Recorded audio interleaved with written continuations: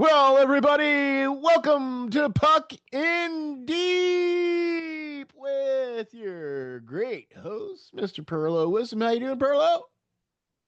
Excellent, my friend. Excellent. It's been some good times watching playoff hockey and all the other excitement going on in the NHL ranks.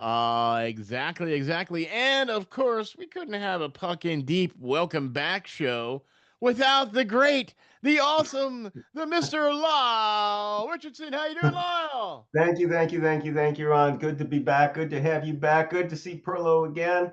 And it's playoff time. Well, it's almost the end of the playoff time, but we're Yeah, into the right? finals, the Stanley hell Cup of a time. final. Yeah. And yeah, soon we're going to be getting into the business of hockey as well. So busy month. And yeah, looking forward to talking about it with you guys. For sure. By the way, you got to hop on over to spectreshockey.net to get all of the latest and greatest, especially the rumor mill um, articles that Mr. Lyle Richardson puts out. Man, great stuff for sure. Also, be sure to check out Perlo's stuff with the Jaime's body lube and exotic Yes, pics with Rico. absolutely. Did I say that right? Did I get that Yeah. right? Oh, yeah. Everybody in the land knows all about it, so it's all right. Right. No, Jaime's no body. promotion needed. Right. Yeah. Amy's Body Lube is all about self promotion. You know what I mean? So, all right. So, we're going to dive in here. So, I just want to start off by saying this. Did anybody, did you predict Vegas going to the finals, Lyle? Absolutely not. Okay. Did you No. predict Carolina? Yes. Yeah. Okay. I expected to see Carolina there. So Okay. I got them half right. Yeah. Okay. So, you're in the same boat that kind of me and Perlo were in. We both Yeah. thought that Carolina definitely was going to go, but we weren't really sure about who was going to go in the West. And honestly, I was blown away that Colorado was just Oh, taken out like that. everybody was. Everybody Yeah, was. I mean, even if you had predicted that Vegas was going to win it, you know, everybody was going, "Oh, this is going to go 6. This will go 7." Nobody expected a sweep. I mean, yeah, the curse of the President's Trophy continues, but oh my God, that's the worst beatdown, I've seen of a right. President's Trophy winner in a long time, especially in a conference final, and especially a Especially team like Colorado. after they just basically told the league, "Hold my beer," Mm. and won the President's Trophy, and then got to the conference finals with next to the fewest games ever. Well, and not to mention too, they did have a bit of a bit of competition there. I mean, the Kings, okay, that was pretty easy peasy. They put up a valiant effort, but nobody expected anything coming out of that. But Right. Minnesota was nothing to sneeze at. Minnesota was a tough team. And the fact that yeah, they had their hands full with them a bit, but still took them out in 5. I mean, that was pretty impressive. And then you're going up against Vegas, who, let's face it, they were going up against two teams that got bright futures, Utah and Anaheim, bright That's futures true. ahead. Yes, they That's true. do. Very true. But and Yeah. and they, and to their credit, they were a handful for Vegas. They really Yeah. were. They were. They Um, were. but nevertheless, young teams, and now you're going up against, a club like Colorado, a star-studded team, President's Trophy, blah blah blah, and it just literally mopped the floor with them. There was only one period in that whole series where Colorado looked like the Avalanche, where they looked like the dominant team, and that was the first period of Game 3. After Yeah. that, it was Eh, no. yeah. But also too that there were a few players, one missing for the first three games Mm-hmm. of that series that were huge blows to Colorado, and three other guys were also hurt during that. I mean, it's going to come out here sooner rather than later. Some of the injuries that some of these guys had during this series, why they, you know what I mean. I'm not trying to Mm-hmm. make excuses for Colorado at all by any stretch, but you're absolutely right, man. It was just like Vegas was just like, yeah, well, we're now in the conference finals, and now here you can hold our beer.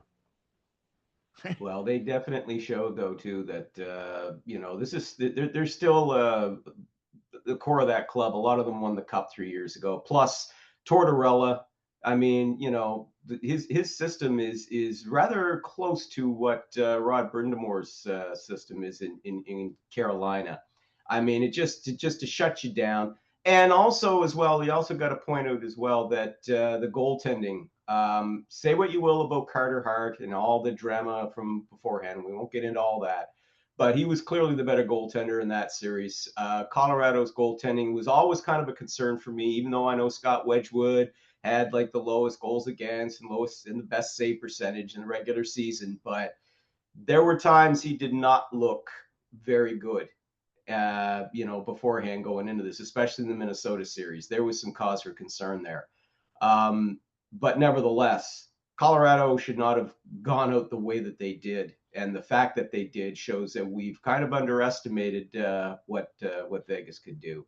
And I'm interested to hear what Pearlo has to say on that, because I've been monopolizing the conversation for the last 5 minutes. But that's okay though, because I wanted to hear what your take was on that whole thing, because Pearlo and I have been talking about things on Puck in Deep already, as far as we've voiced some things about Colorado and Vegas and Carolina and things of that nature. But I wanted to get your take on how we got to the point where we are right now. And I'll be honest with you, Vegas continued on their march by going into Carolina and just going, ah! and just popped him in the mouth and said, "Oh yeah, so what, Carolina?" You know what I mean? And so there you go. I mean, here we are now. We're going to be game 4, and Perlo, we've talked about it before, but I'm pretty sure that you're in agreement with what Lyle said there about pretty much Vegas getting to where they are and things of that nature, right? Yeah, well, I mean, it really fell apart with the McKinnon knee injury. Yeah, that was pretty much that's after okay. that. I bet Vegas the whole way. I did mention on the show, I did have Vegas Carolina final. And I actually, but it wasn't the only, I had right a couple other ones with that, okay. But I did have Vegas Carolina final. And I didn't even know that. I had a person, a client message me and go, "Woohoo, I put $100 on your Carolina Vegas final prediction." I forgot all about it. I was like, "Oh, yeah, of course you did. See, that's what you get when you follow Pearlo." Right? Like I forgot all about it. that was your dark horse one. That was your dark horse. The only thing I will say about that, the concerning thing I had for Colorado was Milinski seemed like he was hurt too, because he didn't play the last game in Minnesota. Lehkonen didn't play the last game in Minnesota. This was a badly hurt team. Mm-hmm. But when I heard Milinski, because they were talking to him and nobody knew Makar wasn't going to play, I think it was game 2 or game 3. And Milinski said something, and then at the end of it, he said, "Hopefully we can still win without him." Oof, That's what and I said, "This isn't good." Yeah, and I'm sorry, but it seems like I remember when going back to the last cup after the last cup, when Landeskog got injured before the season, and they talked to McKinnon on. I remember this clearly because when he said it, I couldn't believe my ears. He said, "Oh, we're pretty much screwed." Yeah, he said that publicly, and I just feel like there's a defeatist attitude there, and it just continued to keep on. And I think McKinnon might be the leader on this. From players that I've listened to on interviews about him, he's very much a perfectionist. Mm-hmm. Like, he expects his players to like stay away from sugar. He'll get mad if they have sugar and stuff like that, and all these. He's very much a perfectionist, and I grew up with a perfectionist. And if everything's going perfect, they're great. Yeah. But when things start falling apart, they can get very downish on everything, and it can spin into a bad energy. And that's what I felt like that happened there. And it's something that maybe they should try that maybe needs to be addressed about that. Like, you want to hear people saying, you know what, we can do this without it. We're a team. We're not just one person. This is what you usually hear, right? Yeah. Whether they truly believe it inside or not, at least the words are coming out of their mouth. Yeah. You know, we got to band together. Next man up. Oh, it's all Yeah, right. you We know, can right? do We it. didn't We're hear a Any any of great that. team. cliche. Yeah, Yeah, every That's right. not what cliche. I heard, man. No, No. And actually, even Coach Bednar said, they asked him, "Is McKinnon going to be in tonight?" And he said, "Well, he's he's better than anything else we have right now." Oof. I couldn't Oof. believe my Yeah, yeah, ears. So yeah. yeah, I think there's a lot of things that need to be worked on there, because it was probably the first time all year that they didn't have that they had adversity, and Really, that yeah. just didn't seem like they handled it well at No. all. And no, they did McKinnon is not. so intense. He's such a you saw it on the ice. I mean, and especially in Yeah. that Vegas, that intensity is just, now that can be a good thing, but you're right. If he's a perfectionist and things aren't going well, that intensity can turn to negative energy really fast in Really? the Yeah. back in the room. And on the bench, you saw it too. And I also Mhm. think as well that I think in terms of a team, and especially for that core that's been together for a while, I think maybe they're starting to hear footsteps now. I think they're starting to hear, you know what I mean? That, Yep. because it's been 4 years now since they won it. They'd expected to win at least one more by this point. They've been among Mhm. the top teams in the league for the last 5 years, but I think they're starting to hear footsteps, and I think it's starting to worry them that that window could be starting to close as well. I think that McCarr's has a lot getting the to do with it. bag now, and they might not be able to have the depth that they've had before. Yeah, it's a good point. And of course, that now, I mean, McFarland has jumped ship and gone to Nashville. Though, by the sounds of things, that was expected several weeks out. Even though he was GM of the year, or well, not GM of the year yet, but he's a finalist for it. And the fact that he jumped ship, I mean, that says a lot too. I think kind of the top down, that maybe he was a little tired of having to take orders or get the okay from Joe Sakic all the time, because Mhm. now he's team president as well as the general manager. He's team president of the Nashville Predators, so he Yeah, doesn't have to. buddy. He only has to talk to the owner now. He doesn't Yeah, have to do Sakic or to go higher. He doesn't yep. have it. He's the guy. So That's a really good point, that might have because something to See, do with it as well. you Nashville see, doesn't have the money to have these big conglomerate sponsorship stuff either. Hmm. Sponsors can be a big part of decisions. Toronto, Oh yes. they've filled your pockets, and they want like sexy players, and they want all of these things. In Nashville, they're just like, could you like get us into the playoffs? That would be freaking you know, awesome. right? Yeah. Yeah. Well, I think they're trying to well, they're still trying to build a team that's going to go back, to go back. They want to kind of, Yeah, because of it's been course. almost 10 years since they had that, where they, for a little while there, a couple of years, they were looking like Yeah, true contenders, and they're trying to build that culture back up and all of yeah. that. So for me, as far as that, as we kind of sidetrack a little bit here with the Preds, I'm going to be interested to see what McFarland's got in store for them. Whether Mhm. whether he's going to, like, now I'm going to decide, and what Yeah. decisions he's going to And it's make to, going to be what much direction. different. Yeah, I think, and it's going to be much different than what Trotz was trying to do there. And I think it's going to be a much different philosophy there in Nashville yeah, now. And you're yeah, going to see a whole different group of people. So maybe some of them guys on Nashville might be up for grabs. I mean, you just never know what's going to happen. You know what I mean, yeah, right? Especially yeah, with new administration coming in. They yeah, want their guys. They want their coach. They want their.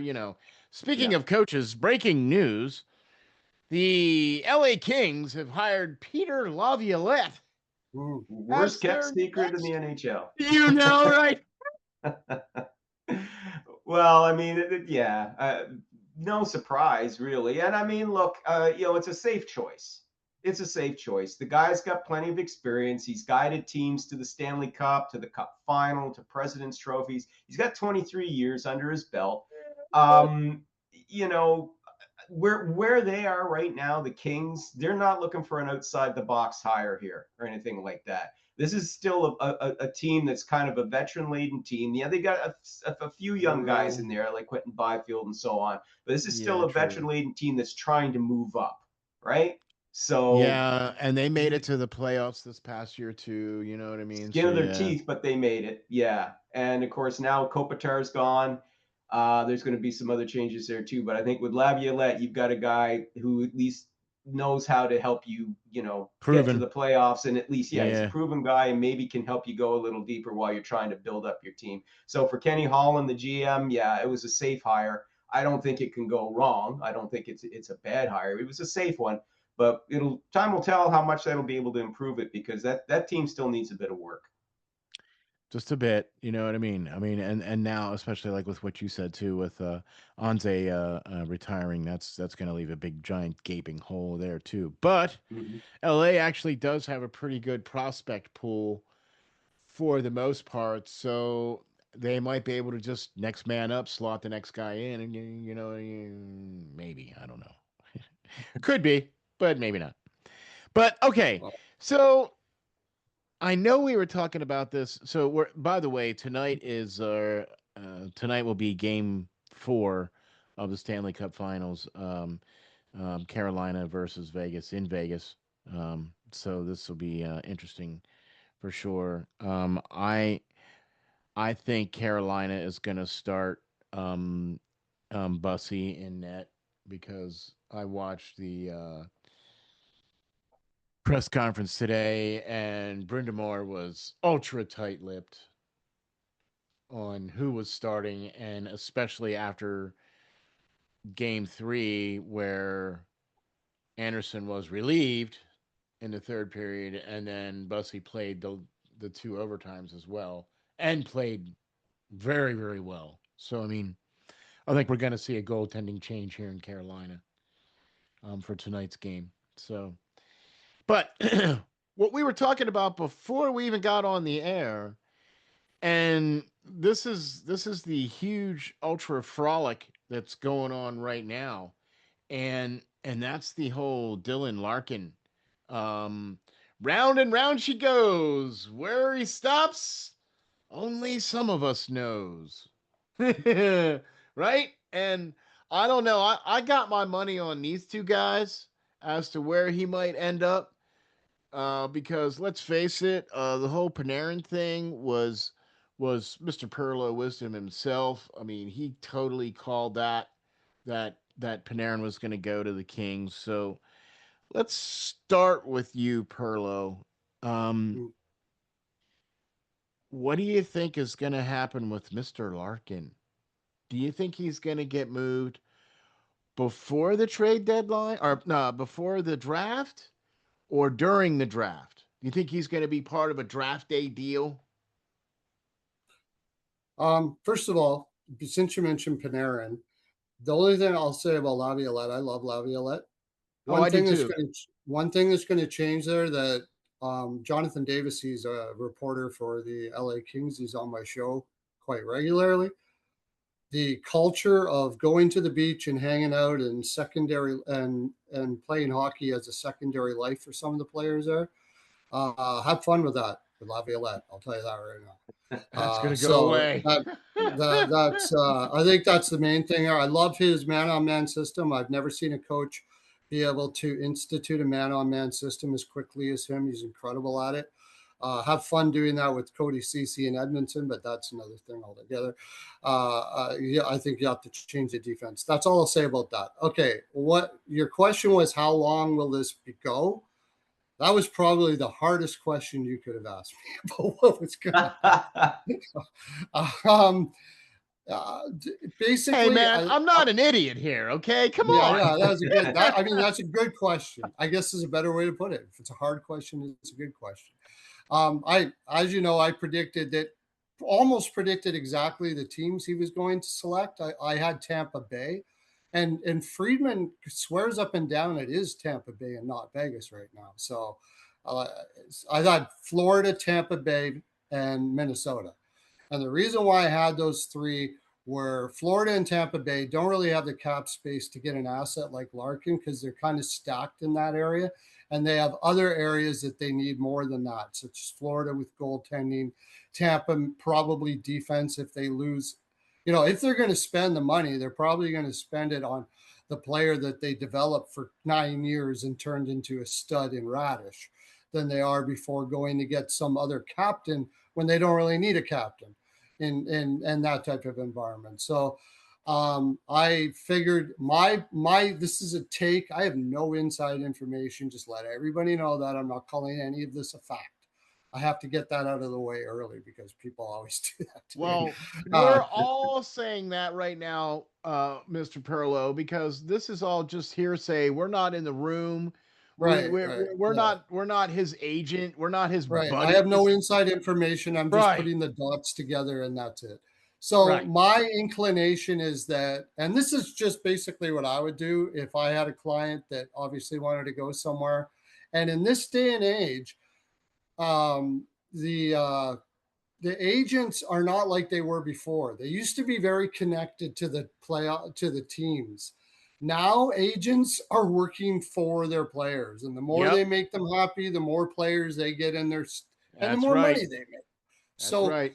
um, so I have a feeling that whatever happened, and I believe it was just, I believe it's likely that Larkin, this has just been something that's been waning. Last year, Larkin came out publicly and was very upset the year before, the season before this, that Yzerman didn't go get anybody to help them to make the playoffs. Yzerman said, you know what, if you want that, you get close next time and I'll be able to do something like that. But the biggest one was when Quinn Hughes was in the equation, and I don't know exactly all that happened there, but he and Quinn Hughes are friends, and I'm sure they talked a lot about what was going on.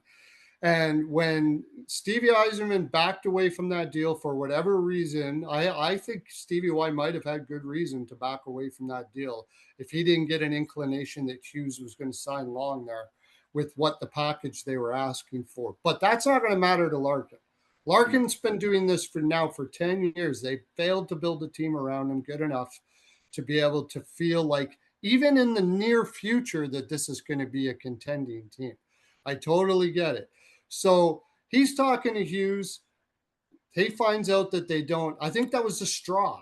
It was kind of the straw where he said, okay, this, and I don't think this is easy for Larkin.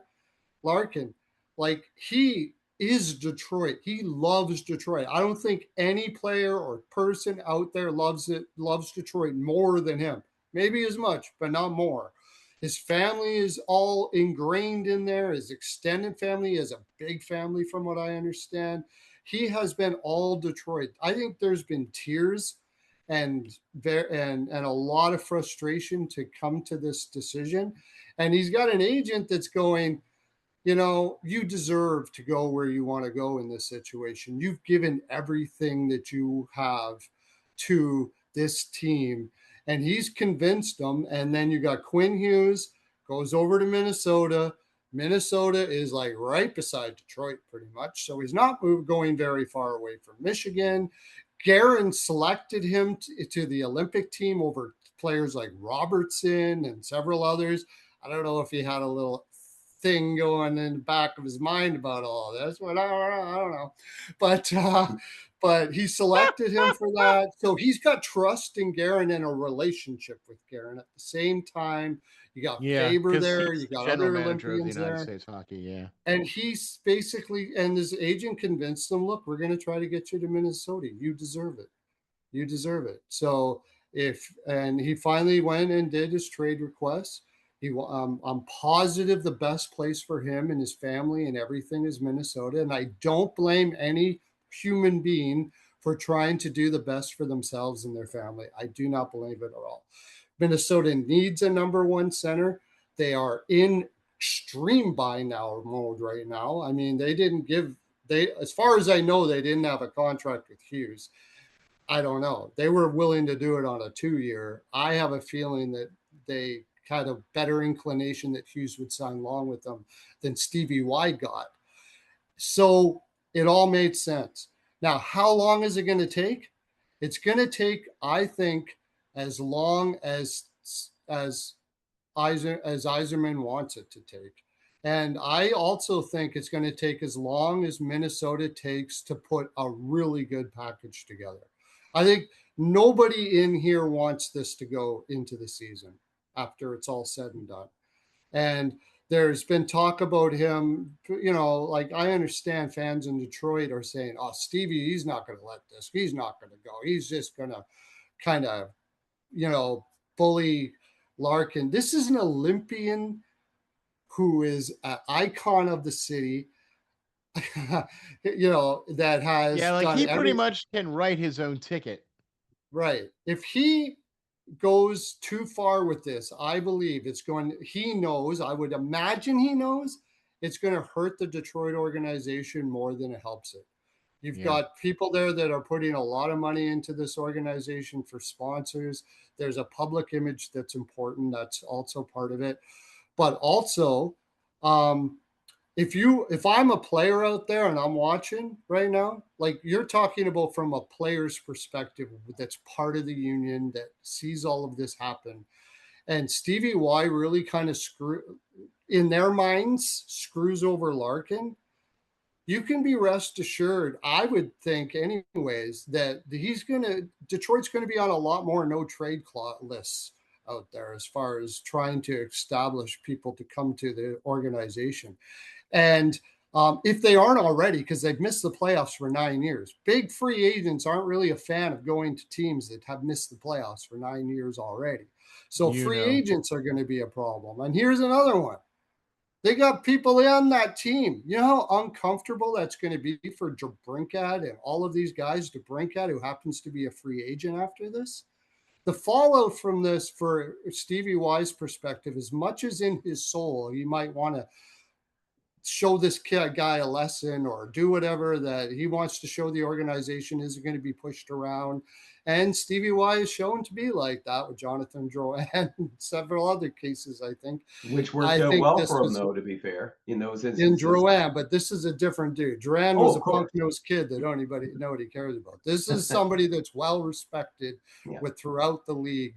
I think he's got to be very careful here. But I also think that he should demand as much as possible from the Minnesota Wild. He should demand something like Brodin, Urhoff, Stammel, a first-round pick and stuff like that. He should put his feet down there, but he's got to be careful. And I think Minnesota does not want this. So he with his reputation, it could be very uneasy for Minnesota to think, you know what, maybe he will do that. And I really don't think Minnesota wants that either. I could see a three-way trade as well. I'll put that in. That one, that was one thing, and if I could just jump in quickly. Yeah, no, I was just going to ask you, Lyle. I was just going to ask you what your that's take pretty was. much all that's what I've said about it. That's pretty much all. Oh, yeah. I mean, that was one thing you would mention. It was about a possible getting a third team in there. And you'd mentioned that on Twitter. And the reason why I kind of like that suggestion is because like everything that you've said, I'm not going to rehash what you said because I'm in agreement with you on what you talk about regarding, this situation with Larkin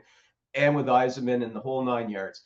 But the thing here is that it's not just going to be enough just to get that kind of package from the Wild that you're talking about, because the Red Wings are in a real mess here. Because if you trade away Larkin, and you're just getting back that package that you just mentioned, now you're without a first-line center and you don't have a second-line center. Because going into this offseason, that was one of the high things on their to-do list was find a second-line center. Yeah, like him and 15 other teams are doing that right now. But still, you lose Larkin, you don't have any depth at center. Now you're talking Andrew Kopf and JT Compher. Sorry, no. And you're going to throw Nate Danielson in there to the Wolves. Good luck, So, I agree. Yeah, he's going to need to at least find a center. So, he may go into next season still short a center, but at least he's not short two. And that's where I'm thinking that, if they could maybe try and swing get a 3-team deal going here, one that doesn't see salary retention, because doing those old tricks are no more, where you split the salary 3 ways. That will come in there. We can't rule out, as we talked about before we came on the air, Pearlo, you and I, like we know that, Vegas and Florida are the other two. And I agree with you that, it's unlikely he's going to go to either one. And we know the reasons why: lack of cap space, lack of prospects, or, not being able to put together a good package. I saw some people say, well, Florida could if they offered up Anton Lundell. Yeah, right. They're going to offer up Baby Barkov. Get out of here. No. What? Oh, Steve Yzerman would be overjoyed if they did that. Are you kidding me? Sure. Yeah. Ooh, Yeah, Dodger. right. I would have did this if Larkin didn't. I would have been Yeah, asking right, Larkin yeah. if he's Oh, willing to yeah. have a trade. Exactly. So Yeah. no, that. But Hey, no, Larkin, that, you don't mind going there for him, do you? Yeah, Yeah, yeah, exactly. oh no, actually, I like the Yeah, Sun. that's Sure, why right. not? right, right, But no, okay. but obviously, yeah. I mean, look, if Vegas or Florida were to come up with a excuse me with a better package, yes, Larkin would be fine going either Oh, one. Of I'm course gonna he tell would. you They're on guys his right list. now. Of course, they're on his Yeah, list. He's not going to say no. But I do agree though with Pearlo that Minnesota seems the more likely destination. if And that's the as I said, case, but the thing is that it is going to be very difficult because you know he Bill Guerin traded away his top 3 prospects to get Quinn Hughes. So what's left there in the system now, I mean, they're not nothing, but Charlie Stramel's not on the same level as what Bouillon was, as Rossi was. Rossi, yep. Exactly. And so yeah, I mean, and they're going to have to give up somebody off the roster and not just like you mentioned Brodeen, it's like but older, right? His asking price might start with Eriksson Ek, but does he want to go? He's got a partial no trade. That gets complicated, and obviously that's not something that the Wild want to do because they want to I keep won't do. there and the second line center and have Larkin in the first line. So that's why I'm thinking that your suggestion of maybe a third team gets in there. And how do you do that? Who would that third team be, and who would be able to part with the center? I was reading something out of Vancouver suggesting, well, hey, what if you throw Elias Pettersson in there? And I'm like, hey, only if the Vancouver Canucks retain half his salary. That's how Well, I you. wonder where they got that from because that's the exact 3-way trade I posted. Maybe they're reading your Twitter feed. Well, the reason why I took Pettersson was Yeah, there are no centers out there. exactly. Stevie Y would have to give hardly anything up to get him because their general managers and the Sedins are already calling him out for commitment on the off season. Yeah, You don't do that when you're already trying to trade a guy. And you say that you're decreasing the value of him. You're basically putting your hands up and say, "Look, dude, nobody wants you." The Sedins actually said it's up to you this summer. yeah. For what happens. So Here's my but thing. if Stevie Y could tell his people to go and say, let's talk to Pettersson, see what he's doing over the summer and all that, and work out something there, it might be something that they would be. I don't know if they'd have to retain half, but they would have to take a comfort but they back. would have to retain some though. They'd have to take a comfort back who they're going to try to get rid of anyway, or something like Let me that. Then say they would this. have to take if they would probably they might get that 2027 first in the Strommel and they get DeBrusque back too, like something like that. That's what I thought. Yeah, no, That's that's a good suggestion because that's what I think is what it would take. Sorry, Ron, No, that's okay. What was your But take I on it? wanted to make this one point though about what you guys were saying because of this package that's going to need to happen for Detroit. They don't have a first round draft pick this year. No, they don't. Okay, and they only Well, have next- 6 picks. But Okay. they do. To your point, though, Ron, they do have a deep prospect pool. I'm not taking away from that. I'm just Yeah. saying that they don't have a first round draft pick, and this year's draft is pretty deep in defensemen, in wingers. You know what I mean? There's some pretty talented guys, and if they want to trade away Larkin and they want to get a package, does Minnesota have a first round pick they could trade? Does Tampa Bay have a first round pick they could trade? Does Florida? Does Vegas? Florida does. Florida has the Vegas 9th does. overall pick, but Vegas doesn't know. Okay, so I think you're going to be limited to who's going to be able to offer them a first round pick for this package. The only if way that's what their extreme value is, but like Yeah. you said, I don't think that's the case here. and that's assuming too that we just stick to those same 3 teams, because the other thing we also have, and you see this get brought up a lot, is that Yzerman could go to Larkin's camp and go, listen, I'm trying to get something here, and that's going to also be good for the team, and in order to be able to move Larkin, he's going to have to give me some more teams. Now he doesn't have to, But again, this is Yzerman we're talking about here. And, they could say, listen, give me 2 or 3 more, and maybe we can work something out here because the one thing is right now is that Yzerman is in a corner here right now. He is. Everybody's aware of his roster needs. Everybody's Yeah. aware of how this is going to really, really hurt, if you trade him away and you don't get a center back. So, who's to say that Guerin doesn't play hardball and tries to get him for pennies on the dollar, right? And I mean, we've seen that before with Brad Marchand to Florida for a second round draft pick. Now, of course, Brad Marchand was a pending free agent, so they were able to get away with that. This isn't the same case because Larkin's got 5 more years left on his deal. But regardless, you can still try and squeeze him to not give up as much. In that case, he can go back and say, try and give me a couple of more teams at least. Now that could get interesting, and that could make this thing drag out through the summer. I agree with everybody that it's in everybody's best interest to try and get this thing done as soon as you can, preferably by the draft weekend, so you don't have this drag on all summer or go into training camp and become an unnecessary distraction where you've got an unhappy player who doesn't want to be there now in the dressing room, and he can't be the captain anymore. If he's still with the team, next fall, the captaincy has to come off him. It does. And that's just and now you've just got nothing but drama on a team that already has enough drama because they have missed the playoffs 10 straight years. It's been 10 straight years, a full decade, 7 of those under Stevie Y. Wow. And as I said, if he wasn't Stevie Y, he would have been fired by now. Sorry to be blunt, but he would have been. Agreed. Anybody but else that's true. would have been given the heave-ho last summer. But he's not impervious. And this is the biggest test he has faced, I think, as a general man in his management career, period. And that goes back to when he was with Tampa Bay.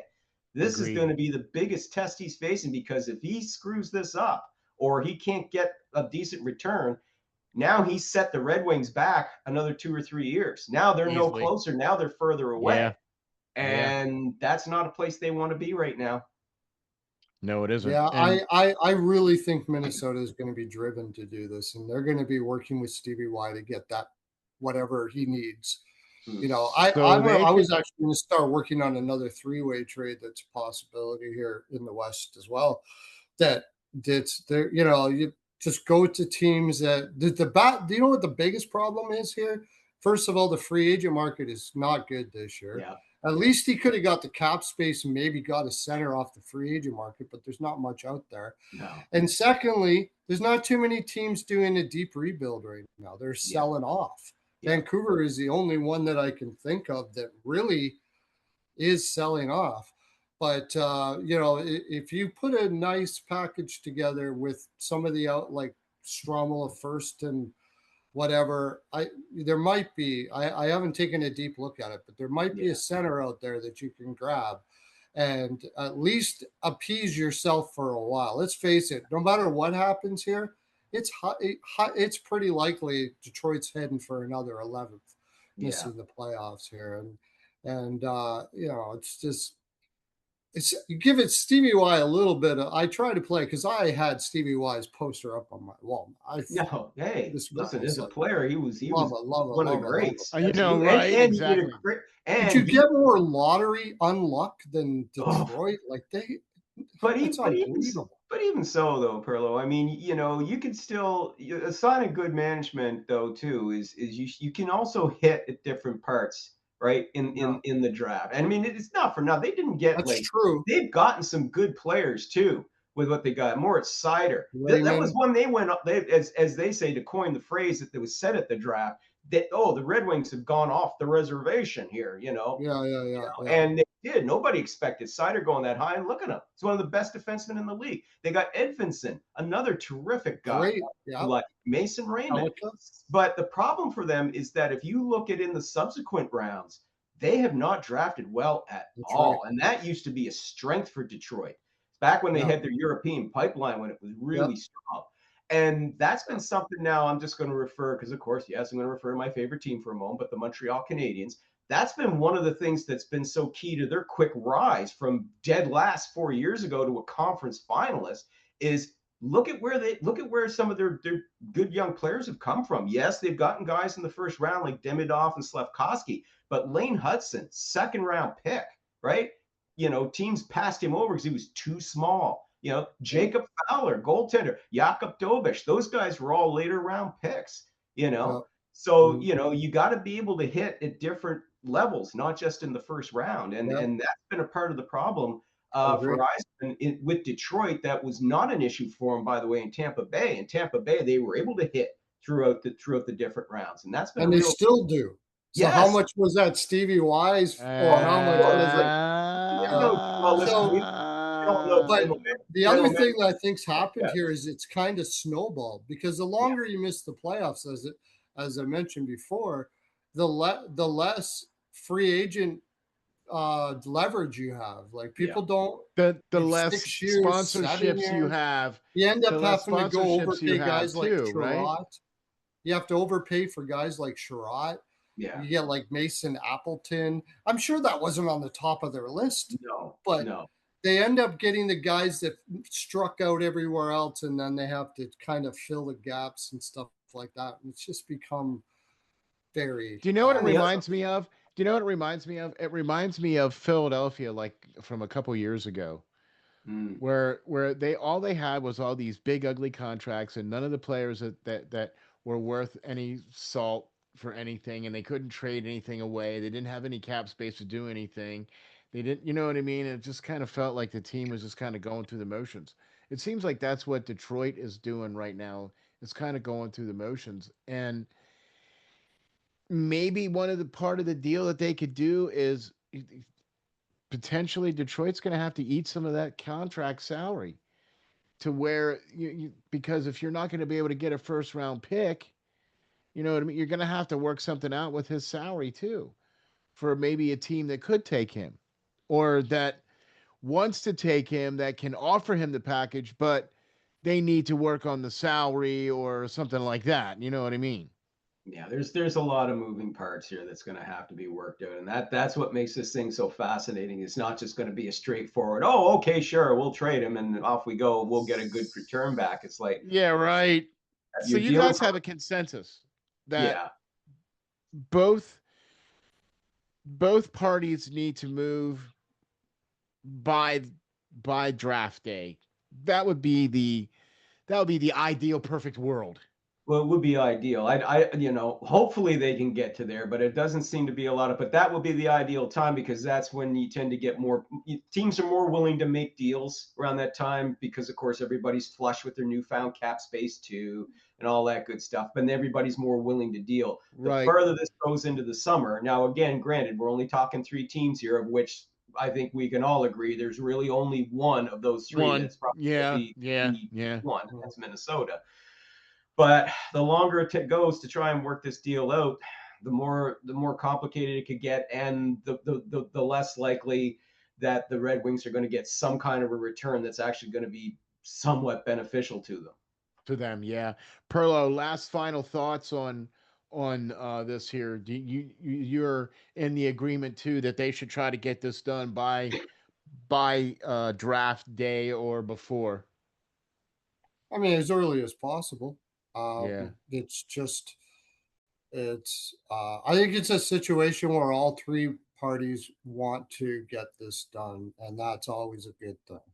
Okay. I don't think Stevie Y is completely offended by what has happened here, to the point. I think he knows what the ramifications will be if this stretches out, and they all want to get it done. And I think that, asking for other teams is fine, but Stevie Y is not stupid. He knows what happened here. He knows where exactly he wants to go. He knows this was a 3-team offer that was really a 1-team offer, and everybody in the league knows that. So again, as I said before, if you other teams out there are knowing that if they're going to get in the game here, they are going to be acquiring someone that isn't 100%. They are settling. The family is settling. Everything is settling. They're finally going, okay, fine. Do you really want a player like that? You really want a player in that situation where they're in the Nope. okay, fine mode? Nobody does. No. Nobody does. So I think it's going to end up in Minnesota, and they're just going to have to get the best package they can, and that's it. And if that means you're basically rebuilding again, it probably means you are, or continuing the rebuild, it probably means you are. But I hopefully not. I really think that they'll find a way to get at least a center to appease something. Okay. Well, this is where the three-way also comes in here too, as well.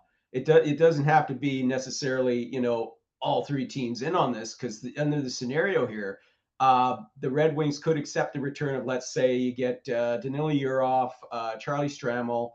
Maybe you get a roster player. It's not going to be a goalie because they're chock-a-block with goalies, so it's not going to be Jesper Wallstedt. No, but yeah, no. But let's say you get one other decent young roster player off of them, and say you know, maybe next year's first round pick or something. You get that from them for sure. You're going to get that. And then you take that package and flip it to another team. It doesn't have to be all three teams talking. This could be Stevie Y, you know, talking separately to let's say it's Vancouver, just for argument's sake, and it's for Elias Pettersson. We could maybe see that scenario, in which case you've got a more immediate return coming back to you that maybe could help you. You know, now again, Pettersson with all that baggage, I realize it's a bit of a stretch, but it's better than, well, here's a bunch of futures and okay, now we got to wait 3 more years. But I know I like the way you're thinking about that, Lyle, and that's one of the reasons why I like having you on here, is because you always have a very poignant but very educated view on things about how people are going to address things. You know what I mean? And that's one of the reasons why I love Pearlo's points of views as well too, because you guys, this is why Puck and Deep is what it is, man, because we get into the nuances of what's going on here, why players want to be where they are and where they're not. You know what I mean? And so with that, thank you guys very much for being on the show here, man. Really, really appreciate this, man. All I got to say is thank you very much, and it's great to be back.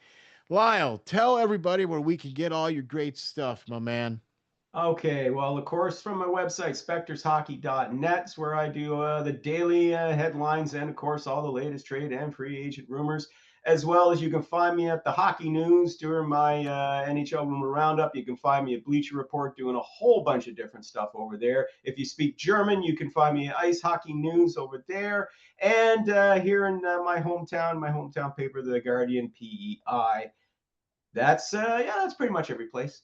There you go. All right, man. And thank you very much for being on Puck and Deep. Perlo, tell the folks where we can get all your great stuff, man, and where we can find all your great Jaime's frolic. Perlo's NHL POW on Twitter. You'll find all my fine frolic there, where I debate and talk to people that check him out, folks. Seriously, sorry to jump in, Pearlo, but definitely check him out, folks, because but it's good. You're going to get some really good educated takes. He's confronting people with facts. He's not being rude or anything like that. But he has really good, some really good discussions there, man. Yeah, I enjoy it. I have a lot of fun talking to people about hockey. That's pretty much what it's 95% of my brain power I use every day. So that's why I'm also very calm with people, because I realize that most people don't have the benefits of spending 95% of their brain power on one topic. So, Rico. See, and this Perlo's is why he's on the show, man. Come on. Rico and Pearlo's House of Exotic Jaime's Picks Frolic at 10:30 ish in the evening, either on my channel, Pearlo Wisdom, search Pearlo Wisdom, or find it on Pearlo's NHL POW. You can find my YouTube channel there, or Exotic Wagers. We do it on his show as well. I will be doing a watch along if my ESPN starts working, because it says this event hasn't started yet, and last time it did that for like a whole period before it started up. So. Oh no! Well, it's on ABC, I think. Yes. It should be on ABC. And ESPN are connected with each other.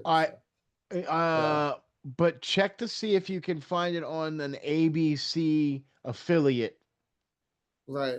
First, before you try to get it through ESPN. No, I don't think I have any affiliates. So. Okay. Winnable. Right. Winnable.com.